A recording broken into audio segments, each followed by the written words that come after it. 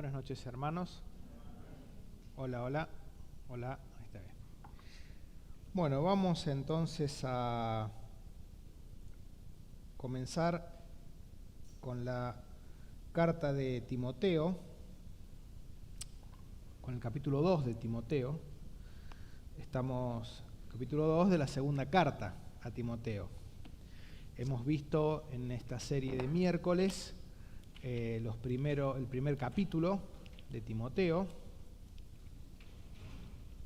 y vamos a ver hoy solamente 4 versículos de este capítulo 2. Te voy a pedir, si puede ser agua, y también le voy a pedir a Martín, y después Karina, Melissa y Víctor, si pueden leer un versículo cada uno. 2 Timoteo 2, 1 al 4, uno cada uno. Tú pues, hijo mío, esfuérzate en la gracia que es en Cristo Jesús. Lo que has oído de mí ante muchos testigos, esto encarga a hombres fieles que sean idóneos para enseñar también a otros. Tú pues sufre penalidad como buen soldado de Jesús. Ninguno que milita se enreda en los negocios de la vida, a fin de agradar a aquel que lo tomó por soldado. Bien. El título en algunas Biblias es El carácter de un soldado de Cristo. El carácter de un soldado de Cristo. Y vamos a ver 2 hoy. En el versículo 1 y 2 se menciona que el soldado de Jesucristo es fuerte. Y en capítulo 3, versículo 3 y versículo 4 se habla de que algunas Biblias lo encapsulan sobre es sincero, otros tiene intenciones puras. Me parece que lo más adecuado es decir que es enfocado en agradar a su Señor. Ya vamos a ver por qué. Entonces lo primero que vamos a ver, y después otros hermanos seguirán con otros versículos, muchas gracias Daniel, seguirán con otros versículos, analizando el carácter del soldado cristiano. Bien, primero dice, tú pues, hijo mío, esfuérzate en la gracia que es en Cristo Jesús. Lo que le está diciendo es que se fortalezca, que se haga fuerte, y por el modo verbal en que está escrito, ese esfuérzate en la gracia, no vamos a entrar en complicaciones del idioma griego, pero las conjugaciones verbales están hablando de que es algo que debe hacer él, pero que es un poder que él no tiene, ¿no? Sino que él debe esforzarse, debe hacerse fuerte, buscando o recibiendo un poder que él no tiene, ¿no? Esfuérzate o hazte fuerte. Dice un comentarista, el modo verbal indica que Timoteo no puede darse a sí mismo el poder que necesita, sino que tiene que recibirlo. Y después dice, ¿cuál es la fuente de ese poder? ¿Cuál es la fuente de ese poder? Dice, esfuérzate, es decir, hazte fuerte en la gracia que es en Cristo Jesús. Vivían en un contexto de persecución. En el capítulo 1 hemos comentado cómo se llamaba a la bravura de un soldado, a que tenía que tener valentía, que tenía que estar dispuesto a sufrir, que le dice en los versículos del 8 al 10 que participe de las aflicciones por el Evangelio, ¿no? Entonces tenía que estar dispuesto a sufrir, y no era fácil porque todos solemos esquivar el sufrimiento.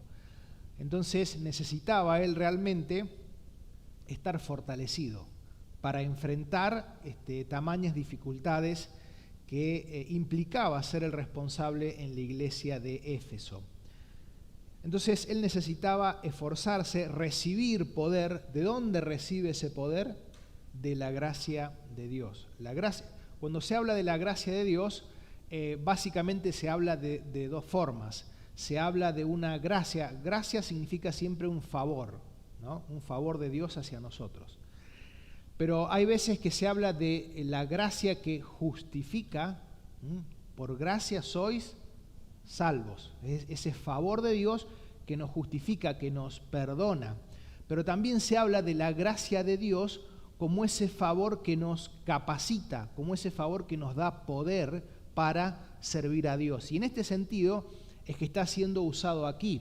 Y le dice al apóstol Pablo: hacete fuerte recibiendo el poder que te da la gracia de Dios. Vamos a leer aquí algunos versículos. Segunda de Corintios, a ver, vamos a pedir a algunos hermanos, Daniel, Segunda de Corintios 12:9, le vamos a pedir allí a Martín, Primera de Corintios 15:10, después le vamos a pedir a José, Romanos 5:20, vamos a leer también, a ver, allí a Andrés, Efesios 6:10, y le vamos a pedir a Carlos, 2 Corintios 10, 3 y 4. Vamos a leer los rápidos y breves comentarios. 2 Corintios 12, 9. Y me ha dicho: bástate mi gracia, porque mi poder se perfecciona en la debilidad. Por tanto, de buena gana me gloriaré más bien en mi debilidad, para que repose sobre mí el poder de Cristo. Muy bien, el apóstol Pablo le pedía a Dios.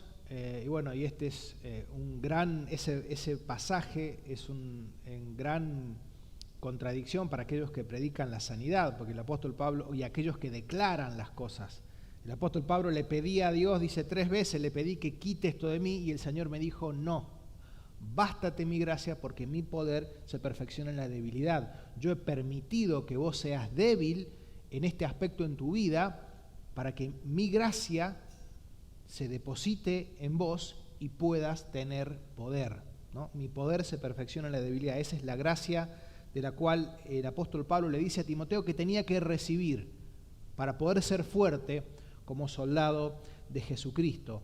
1 Corintios 15:10, ¿quién le tocaba?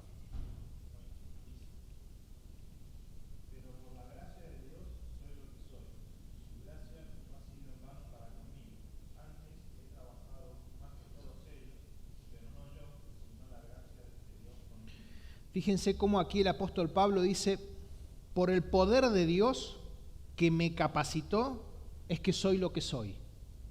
O sea, si soy apóstol, si he predicado en el mundo entero, si he llenado el evangelio por todos lados, lo que he hecho es debido al poder de Dios que actuó en mí.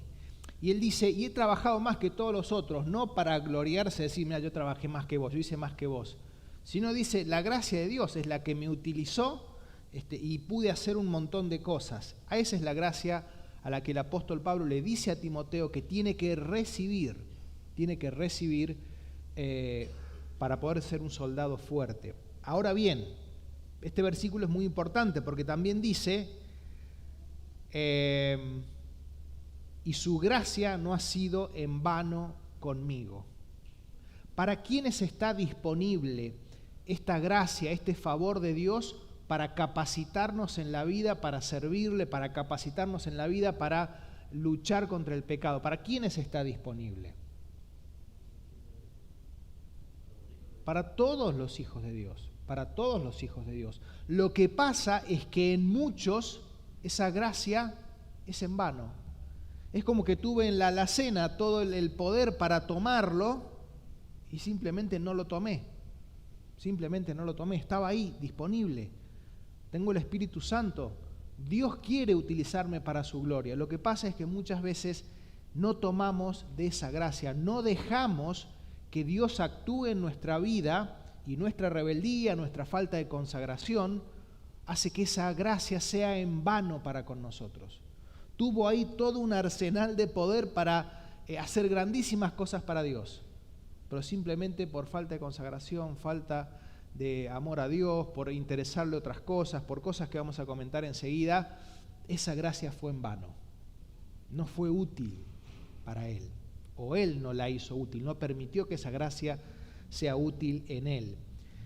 Bien, Romanos 5:20.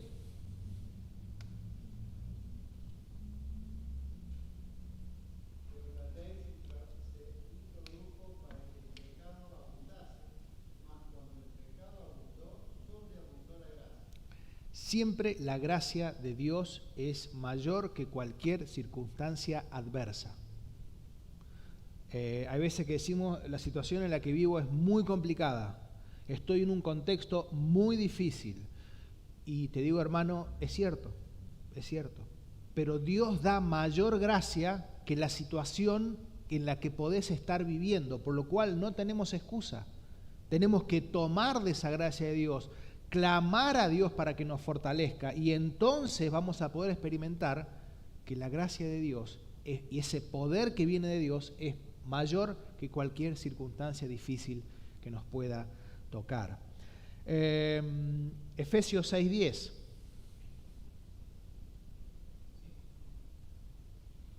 Por lo demás, hermanos míos, fortaleceos en el Señor y en el poder de su fuerza. Bien, ¿y de qué habla Efesios 6? Muy bien, fortaleceos en el Señor y en el poder de su fuerza. Muy bien, fortalecerse en el Señor, tomar de su gracia. Y después lo que va a decir en Efesios 6 es la armadura que tiene que tener el soldado, ¿no? La armadura que tiene que tener el soldado, porque no es solamente hacerse fuerte en la gracia de Dios, sino que es luchar con las armas correctas, ¿no? Y las menciona en Efesios 6, no es motivo de estudio ahora. Y el último pasaje relacionado con este, 2 Corintios 10, 3 y 4, Carlos. Porque aunque andemos en la carne, no militamos en la carne, porque las armas de nuestra milicia no son carnales, sino poderosas en Dios para la destrucción y fortaleza. Muy bien, podemos fortalecernos en Dios con la gracia de Dios, el poder de Dios, y además como soldados Dios también nos ha dejado armas, que están en Efesios 6, y dice que no son carnales, no son las armas que utilizan las personas normalmente, no son armas físicas y tampoco son las armas que utilizan las personas. Daniel pedía que oráramos por Ucrania y Rusia y hay diplomáticos tratando de resolver, ¿no? Y hay veces que, uno de los presidentes dice que no va a invadir y resulta que termina invadiendo. Y el diplomático, algunos diplomáticos utilizan el arte de decir un poco lo que quiere oír cada uno y ir mediando ahí. Y muchas veces las armas de los políticos son mentir para conseguir cosas, engañar. Dice, nuestras armas son poderosas, muy poderosas, pero son diferentes. Son diferentes. Si hacemos la obra de Dios con las mismas armas con las que tal vez las personas consiguen cosas en este mundo, no vamos a tener el poder que tienen las armas de Dios y por lo cual no vamos a tener el efecto que tiene, que quiere que Dios logremos con eso. Entonces tenemos que fortalecernos en la gracia de Dios y usar las armas que Dios nos ha dado, que son totalmente diferentes, mucho más poderosas y totalmente diferentes a las que usa este mundo. No son carnales, o sea, no vienen de la carne, del viejo hombre, ¿no? Bien, después dice, entonces primero está hablando de que tiene que fortalecerse, hacerse fuerte en la gracia que es en Cristo Jesús, y después le dice, lo que has oído de mí ante muchos testigos, esto encarga a hombres fieles que sean idóneos para enseñar también a otros. Primero le dice, lo que has oído de mí ante muchos testigos. Timoteo acompañó a Pablo en varias ocasiones y lo escuchó en varios lugares y dice, bueno, este conjunto de doctrinas que vos has visto, que yo he ido predicando y enseñando en todos lugares, tenés que seguir enseñando a otros, ¿no? Tenía que como tomar la posta y seguir enseñando en la iglesia de Efesio y en otros lugares, pero particularmente en la iglesia de Efesio donde él estaba pastoreando. Ahora bien, dice, lo que has oído de mí ante muchos testigos, encarga. Lo primero que tenemos que decir de la palabra, y siempre hacemos énfasis en esto, es un imperativo, por lo cual es una orden, ¿no? Algo que Timoteo debía hacer. Debía buscar personas con ciertas características para encargarles una tarea. ¿Cuál era esa tarea? Bueno, que guarden el conjunto de enseñanzas, de doctrinas que habían escuchado del apóstol Pablo, que las sigan transmitiendo, ¿no? Debía encargarle a hombres que guardaran el depósito, el valioso depósito que era la doctrina. Y después dice algunas características de estos hombres. Dice, primero, deben ser fieles. Aquellos que se les debe encargar la tarea de guardar, de enseñar, reproducir las enseñanzas de la palabra de Dios, la doctrina de la palabra de Dios, primero tienen que ser fieles. Y el ser fiel denota, obviamente, espiritualidad. Porque para ser fiel tengo que ser espiritual. ¿Qué significa ser espiritual? Significa que estoy en buena relación con Dios. Significa que me dejo guiar en la vida por el Espíritu de Dios que mora en cada creyente. Vamos a leer Gálatas 5:22. Gálatas 5:22. Dice, mas el fruto del Espíritu es amor, gozo, paz, paciencia, benignidad, bondad, fe. Y el 23, mansedumbre, templanza, contra tales cosas no hay ley. Volvemos al 22. Algunos en vez de fe traducen fidelidad, ¿no? Entonces la fidelidad es un fruto del Espíritu Santo. Y cuando el Espíritu Santo tiene control de mi vida, cuando yo dejo que el Espíritu Santo guíe mi vida, cuando dejo que ese poder obre en mi vida, es que se produce el fruto del Espíritu Santo. ¿Y qué es esto? Bueno, que voy a ser amoroso, voy a tener gozo, voy a tener paz, paciencia para con los demás, benignidad, bondad, fidelidad, todo ese tipo de cosas las voy a empezar a manifestar en mi vida hacia los demás. Entonces, Timoteo debía encargar esto a hombres fieles. Entonces, para ser fiel, primero hay que ser espiritual, estar en una buena relación con Dios, que Dios guíe mi vida. Bien, 1 Corintios 4, 1 y 2. 1 Corintios 4, 1 y 2. Dice, así pues, téngannos los hombres por servidores de Cristo y administradores de los ministerios de Dios. Y el 2, ahora bien, se requiere de los administradores que cada uno sea hallado fiel. Aquel que Dios le va a encargar algo, es importante que sea fiel. Y en este contexto significa que lo reproduzca tal cual lo había oído del apóstol Pablo. No tenía que ni agregarle cosas de las que había dicho el apóstol, de las enseñanzas del apóstol, o sacarle de las enseñanzas del apóstol. Por eso es importante que la persona que va a enseñar la palabra de Dios, las que tenía que buscar Timoteo, que fueran fieles. Pero también dice otra característica, idóneos. Otras versiones hablan de capacitados para enseñar, ¿no? Bueno, 1 Corintios 12:7, Dios ha dado dones a cada uno que ha creído en Jesucristo para provecho de la iglesia, ¿no? Y a uno les ha dado don de servir, otro don de fe, a otro don de ayuda, a otro el don de la palabra, ¿no? De poder enseñar la palabra a la iglesia. Entonces, Timoteo tenía que buscar personas fieles, personas espirituales, a las cuales se les pueda confiar la enseñanza de la palabra de Dios y que la vayan a reproducir tal cual es, pero además que sean aptos, capaces para enseñar esa palabra y que obviamente la iglesia la entienda y pueda practicarla por consiguiente. Y fíjense lo que dice después, y aquí un detalle importante, para enseñar también a otros. Y aquí es donde vemos el modelo bíblico de la enseñanza en cadena de la iglesia. El apóstol Pablo había oído de Timoteo. Timoteo tenía que buscar hombres fieles e idóneos para que pudieran enseñar. ¿A quién? A otros. Entonces, fíjense, habla de 4 personas distintas. El apóstol Pablo que enseña, Timoteo que aprende, Timoteo que busca a otros para que enseñen también a otros, ¿no? Y ese es el modelo de enseñanza de la palabra de Dios, y siempre tenemos que en la iglesia estar formando, obviamente aquellos que tienen el don de la palabra, para que puedan enseñar la iglesia y a su vez estos también puedan enseñar a otros. Ese es el modelo que nos enseña la Escritura. Ahora bien, también un aspecto importante,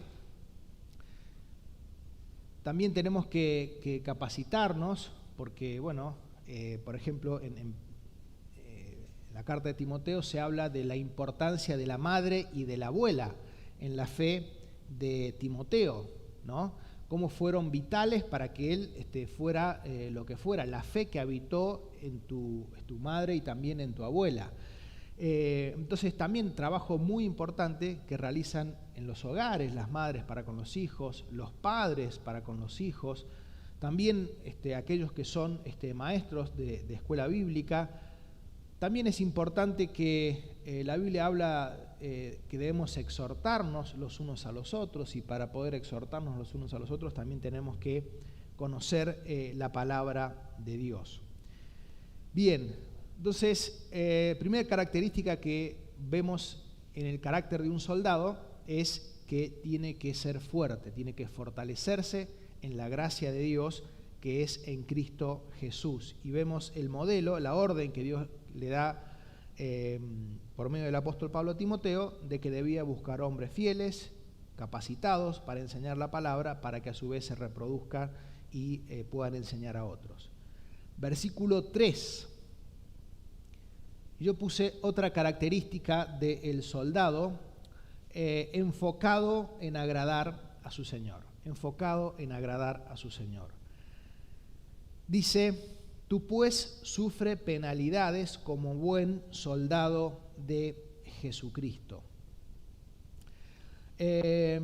Bueno, si se lo dice un poquito más adelante en el 3:12, todo aquel que quiera vivir piadosamente padecerá persecución. Y muchas veces, y en este mundo cada vez más, cuando digamos las cosas como Dios quiere que las digamos, porque la palabra de Dios condena muchas conductas de este mundo, nos va a traer problemas, Entonces, por eso es que el apóstol Pablo le pedía a Timoteo: busca hombres fieles, porque el hombre fiel entiende que tiene algo muy importante que guardar, y aunque haya peligro, aunque haya persecución, aunque haya problemas, va a preferir ser fiel a Dios y enseñar lo que tiene que enseñar y no torcer las cosas para tener menos problemas. Dice: tú pues sufre penalidades. Nuevamente, aquí el verbo está en imperativo. El apóstol Pablo le da muchas órdenes, no le da consejos. Le dice: participa del evangelio, encarga esto a hombres fieles, sufre penalidades. No le esquives a sufrir por causa del evangelio. Después le dice: sufre penalidades como buen soldado de Jesucristo. Como buen soldado de Jesucristo. Y hay un calificativo ahí. Hay buenos soldados y hay malos soldados, ¿no? Así como Jesucristo en Juan capítulo 8 dice: si permaneciereis en mi palabra, seréis verdaderos discípulos. Verdaderos discípulos. Hay discípulos verdaderos y hay discípulos que no son verdaderos, que aparentan ser discípulos, pero que no lo son. El verdadero discípulo obedece y permanece en la palabra. Y aquí dice que hay soldados. Timoteo era un buen soldado, y para seguir siendo un buen soldado tenía que estar dispuesto a sufrir penalidades.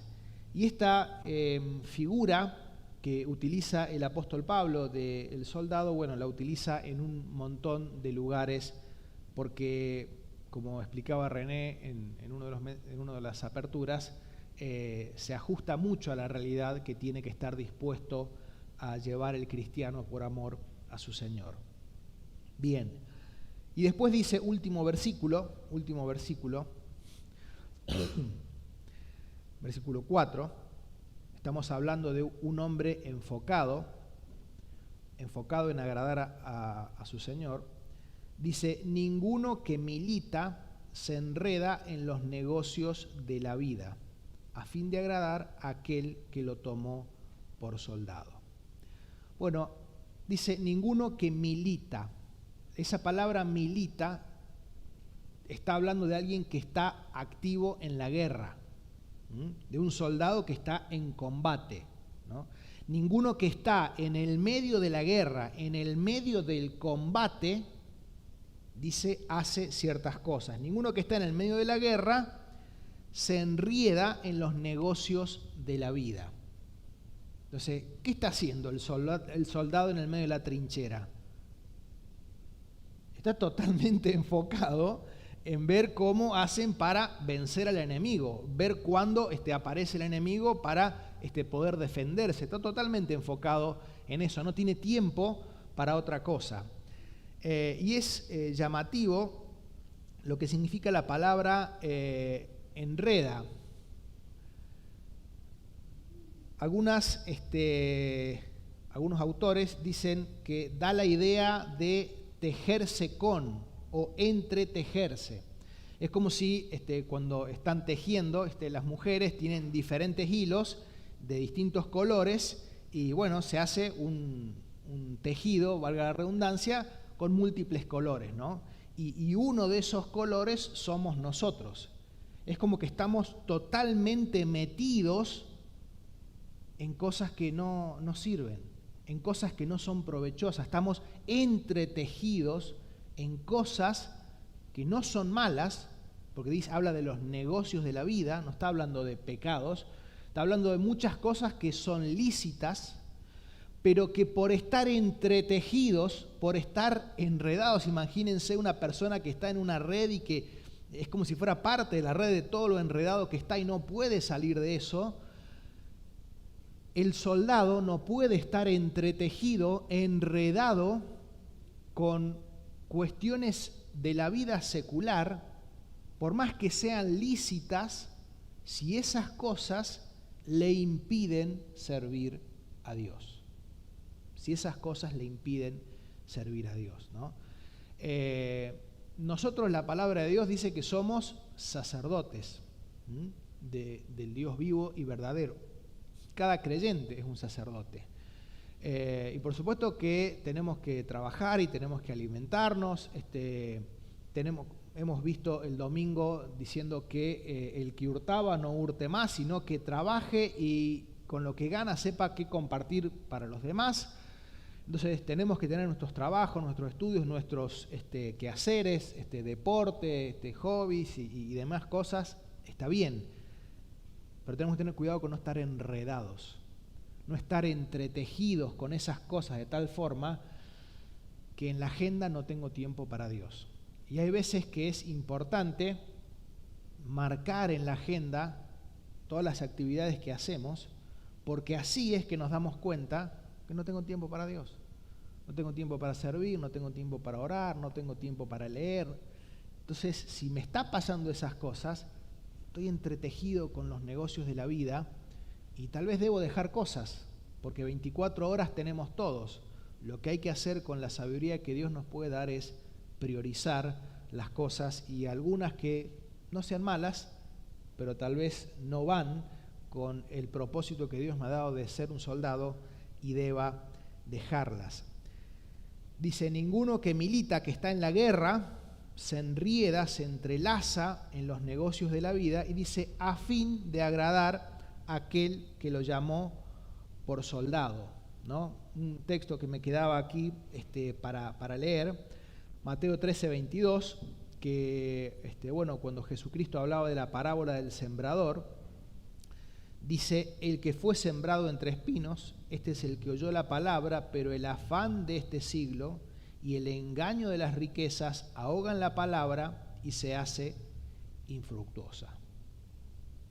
Parecía que había germinado bien, parecía que venía bárbaro, pero lamentablemente los afanes por siempre querer, ¿no?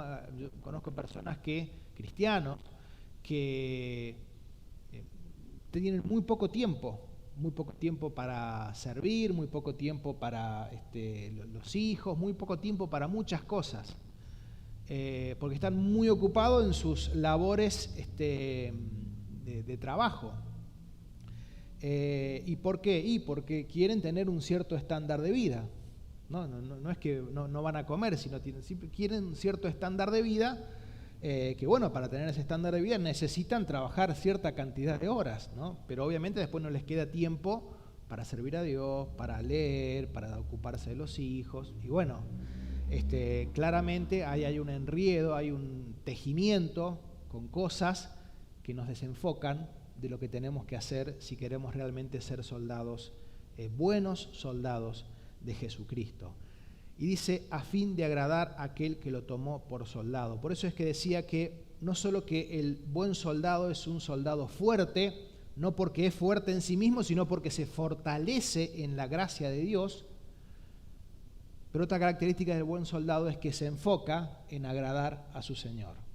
Se enfoca en agradar a su Señor. Y muchas veces agradar a su Señor va a implicar desatarme de cosas lícitas de la vida, y muchas veces agradar a mi Señor va a significar sufrir penalidades por causa del Evangelio.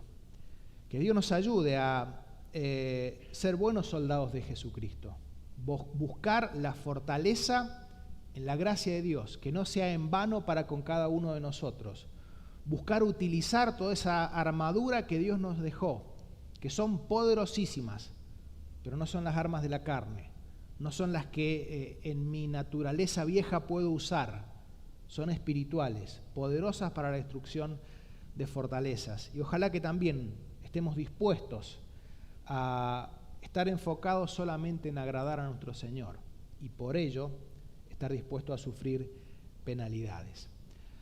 Voy a terminar, después dejarle a Daniel para que tenga una oración final y cierre la reunión. Hoy me escribió Gustavo Sangiovanni y bueno, me pedía oración por algunos aspectos, que oremos por España, por la obra allí, que oremos por el padre Geraldín, que se ha ido a vivir a España. Ellos vivían allí en Buenos Aires, pero bueno, ya quedaron solos, unos hijos en Marruecos, los otros en España, se fueron a vivir a España. Que oren también por ellos. Que oren porque, para que Dios levante obreros en el centro donde ellos, recuerdan que una de las tareas que ellos hacen es, llegan los marroquíes y ahí medio en la frontera, ellos tienen una ONG que les enseña a hablar el español, para que puedan insertarse en España, poder dialogar con los españoles y trabajar, entre otras cosas. Bueno, también el otro día dice casi no podían dictar clases por la gran cantidad de gente que tenían y por la falta de obreros. El Señor dijo, la mies es mucha, los obreros son pocos.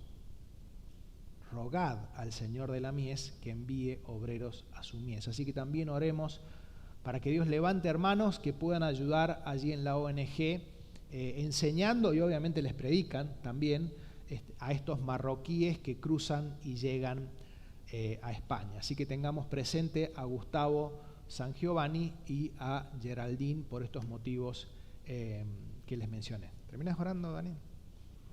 Sí. Bien, bien. Y otra cosita más, había mencionado el miércoles pasado que estemos orando por Martín, por Karina y por uno de sus hijos, Nicolás. Así que sigámoslos teniendo presentes. Bien, este sábado es importante que le confirmemos a Nair. ¿Dónde está Nair? Está allá Nair. Tiene un costo de 300 pesos que no es un costo excluyente. Si alguno no lo puede pagar, no hay ningún tipo de problema. Avísennos, pero eso no es ningún tipo de problema. No queremos que nadie no vaya por este tema. Y el costo simplemente es para pagar lo que nos cobran allí por persona, que es 300 pesos. De 5 años hacia abajo no pagan, 5 años o 6 hacia arriba sí. Hay que llevar todo a la canasta, salvo para la noche, ¿no? A la noche la iglesia se va a hacer cargo de la comida, la gaseosa y todo lo que haga falta para cenar. por lo cual habrá que llevarse algo para la mañana, para unos mates y para algunas tortitas o lo que quieran comer, para almorzar al mediodía, también gaseosa, líquido durante el día, algo para la tarde. Eso corre, digamos, por cuenta de cada familia que lo pueda llevar. Estaremos teniendo más o menos no, exactamente, si Dios lo permite, 2 mensajes, uno a las 11, 11:30 y el otro tipo 7 de la tarde, ¿no? Con el hermano que está llegando el viernes, Alfonso Rojas, ¿no? Y recordemos, creo que es un buen tiempo, no solo para compartir comunión entre nosotros y charlar, que eso ya es muy bueno, sino también para hablar con el hermano que tiene experiencia con matrimonio, ha escrito varios libros, es un hermano conocedor. Así que bueno, podemos también aprovechar para tener tiempo con él y preguntarle, sacarnos dudas, cualquiera que sea que tengamos. Así que, por favor, ahí confirmémosle a Nair que ya tipo jueves, viernes tenemos que hacer las compras para tener todo preparado. ¿Estamos? Bien. Así que te dejo, Daniel, para que termines orando por la reunión.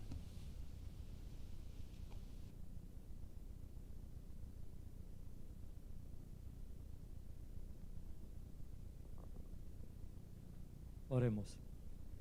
Padre nuestro que estás en los cielos, te damos gracias, Señor, por tu palabra en esta noche. Te pedimos, Señor, que podamos atesorarla en nuestro corazón y también ponerla en práctica. Te damos gracias, Señor, por esta carta en la cual se está estudiando. Te damos gracias, Señor, por esta iglesia donde nos congregamos. Y te pedimos, Señor, que tú nos bendiga, que tú nos guardes, Señor, y que el próximo sábado nos podamos encontrar, Señor, para pasar momentos en comunión con nuestros hermanos, Señor, y también escuchar tu palabra. Señor, acompáñanos con tu paz y tu bendición. Te lo pedimos en el nombre del Señor Jesucristo. Amén.